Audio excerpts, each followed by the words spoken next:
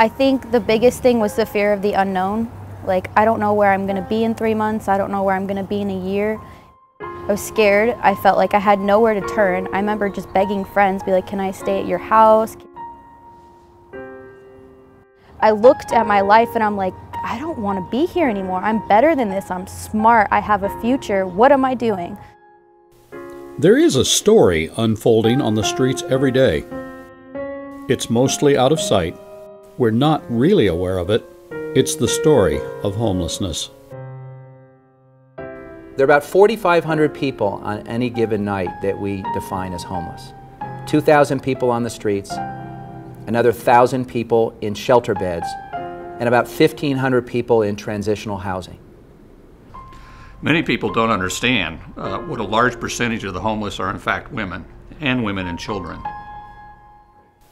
Women, youth, and families with children is the fastest growing segment of the homeless population. Who are these people? It turns out they are people just like us. Someone who's lost their job or their home to foreclosure, who's had a medical emergency. A child maybe have health problems that have broken the bank. If they can be helped fairly expeditiously, they can find their way out of it quickly.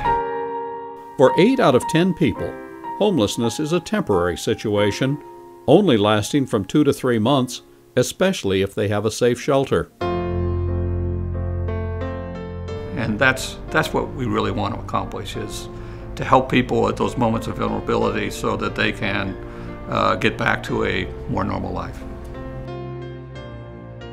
Multnomah County has only 2 family shelters. Last year, they experienced more than a 200% increase in families needing a place to stay. You know, I think that there's a tendency on this part of society to help homeless men because they're so visible. Nearly 1 in 10 students in the Reynolds School District is homeless, and the Beaverton School District has the highest number of homeless students in the state.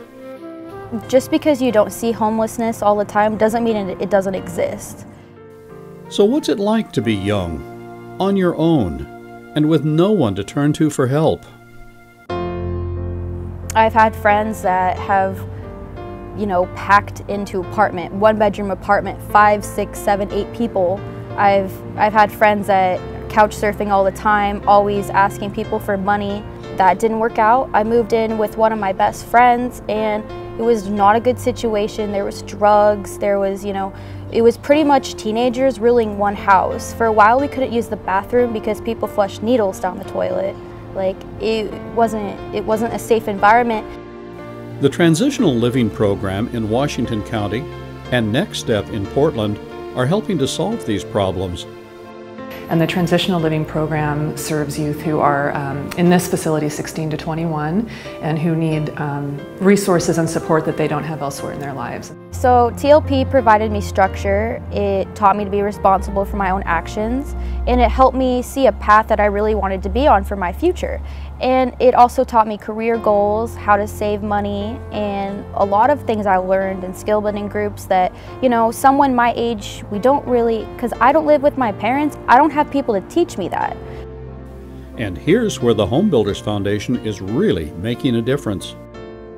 We have to have a big, strong team, and that team is government, business, nonprofit, and the faith community. And the home builders are about building homes. And homelessness is about people who don't have homes. So when the Home Builders Foundation steps up and says, we're going to bring our tools, our resources, our talent to help address homelessness, it is a home run. And it's been really exciting and inspiring the times that I've come out and seen the various people here working on different things, whether it's the flooring or the paint or the electricity, whatever it is. They've always been super friendly and really seemed, you know, glad to be doing what they were doing. Now it's up to you. Tonight, we're asking for your help to make a real difference. I looked at my life and I'm like, I don't want to be here anymore. I'm better than this. I'm smart. I have a future. What am I doing? We need your help now. There are families and children that are sleeping outside tonight. There are children who will not be able to learn tomorrow because they didn't have a hot meal and a warm place to sleep. Just because you don't see homelessness all the time doesn't mean it doesn't exist. Then the answer to the question about what's my role is obvious. Get out your checkbook, make a contribution, volunteer your time, do whatever you can so that no one, tonight or any night, has to choose to live on the streets of our city. In an evening like this, when we can all celebrate and spend time with each other, we can also at the same time take what we've earned, just a little small piece of what we've earned, and help the Home Builders Foundation help these people who so dearly need that help. If more people knew about this program, and if more people could contribute or even start another program, it would just do wonders.